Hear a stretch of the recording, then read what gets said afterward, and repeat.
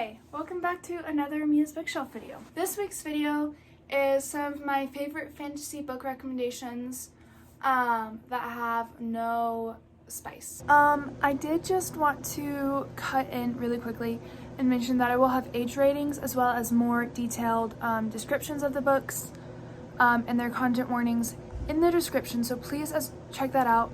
Also, my definitions for what can be considered like spice or like smut scenes may be different than yours, so please do additional research outside of this video. I don't want to get anyone in trouble or expose you to something you're not ready for. So yeah, all of these are pretty clean, just double check. Please double check. So to start off on the list, we have, there it is, Six of Crows. This book is really good because there's lots of different kinds of romances, but a lot of it is just emotional, so there's not really that much like physical affection that really happens on screen for various reasons. Now the show is different. The Shadow and Bone show is different, but the books themselves have hardly any like on stage romance. Second is really anything by the author Rebecca Ross. I specifically like her Queen's Rising duology. So the Queen's Rising is about this girl named Brianna who is struggling to find a patron, and throughout that she and her one of her tutors have kind of not a slow burn, but I don't know how to explain it. I guess kind of like gradually building, and that's more of a focus in the second book than it is in the first book. But yeah, that's clean. Again, mostly offstage, like just emotional romance and not much physical affection in those books either. Third is Fable, same thing with the previous two. This is where is it? Aha. Fable is a pirate book, and it has one of those really annoying stickers. So Fable is a book about this girl whose father is a pirate, and she is trying to escape him, essentially. Get back to him, actually. And she develops a little romance with the captain who takes her in and promises to take her back to her father. And this one is also a duology, so it's just two books. There's not a lot of time investment. It is Fable, and I don't remember what the second one is. I want to say Namesake, but I think that might be one of her other books. In the same vein, also by the same author, is Sky in the Deep by Adrienne Young. This is more Norse mythology inspired, and it's also really good. Yeah. Oh, number 5 is A Winter's Promise by Christelle Dabos. I don't know, I don't have a French pronunciation. But this one is very Pride and Prejudice meets Tower of Babel. I'm not really sure how else to explain it, but the first book is really good. I just finished the second book earlier today, and it's kind of enemies to lovers, well, enemies to like accepting each other, and not even to lovers. So I'm 2 books in and they have just admitted feelings for each other.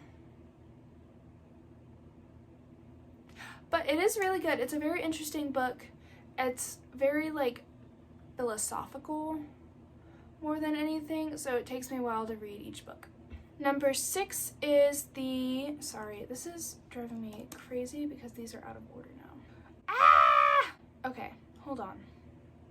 Book recommendation number 6, I believe, is the Infernal Devices Trilogy. This is by Cassandra Clare, and this is a prequel to her Mortal Instruments series, but I like the Infernal Devices series more. I never finished the Mortal Instruments series, but this is really good. It is historical fiction, fantasy. It's set in about 1885, I want to say, in London, and it is a love triangle between Tessa Gray, Will Herondale, and Jem Carstairs. I can never remember. Now this one, I believe, has allusions to spice, and there's more like on the page, like physical affection. So there's a couple more kissing scenes than the previous books, and there are allusions to spice, but everything fades to black. And I think the fade to black scene is only in the 3rd book. Number 7 is the Throne of Glass series. Now, the first Throne of Glass book, good. Second Throne of Glass book, good. Third Throne of Glass book, also good. The 4th Throne of Glass book, Queen of Shadows, is where there starts to be more tension between the characters. So that's where things start amping up a bit. And, I think Crown of Midnight has a fade to black scene, but I wouldn't even really call it fade to black. Like, there's just nothing in there. So yeah, sorry. In Crown of Midnight, they talk about the characters, and then, but that's all. And then there's nothing in the 3rd book, Heir of Fire. And then in Queen of Shadows is when the tension starts to amp up a bit between Selena and her love interest. And then in Empire of Storms, there is one spicy scene that does not fade to black. I don't remember where it is. I just know there is one. I'm pretty sure it's at the end of the book, but I skipped over it. And I haven't reread Empire of Storms since, so I don't know where it is. But then Tower of Dawn, there isn't anything. And then Kingdom of Ash, I don't think there is. I don't remember.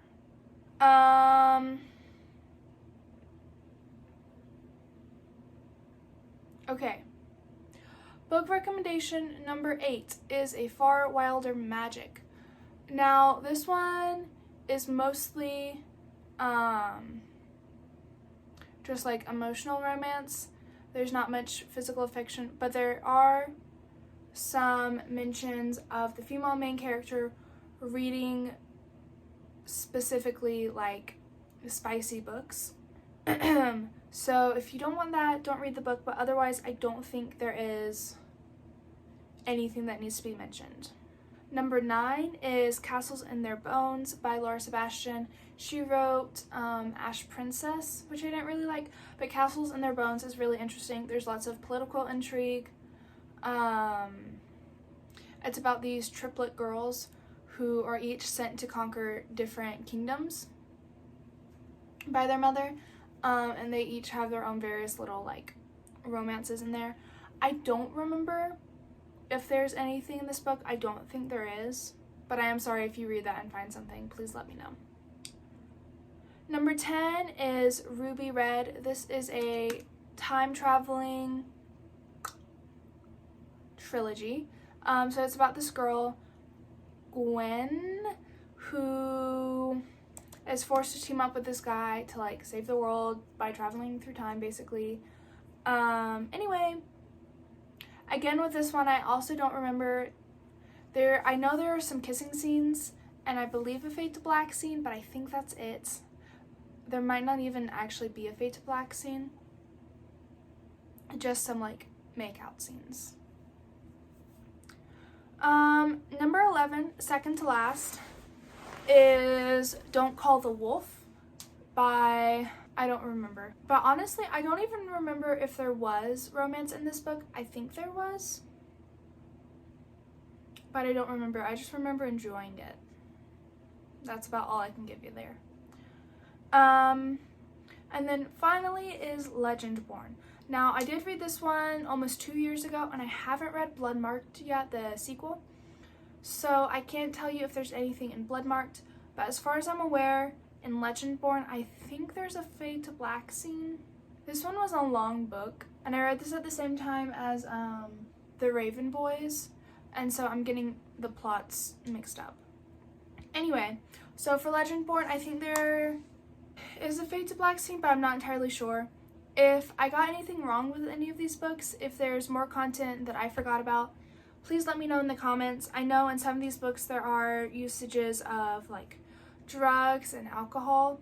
I believe those are Throne of Glass, Six of Crows, and I think that's it for like substance abuse. Oh, some of these also have language.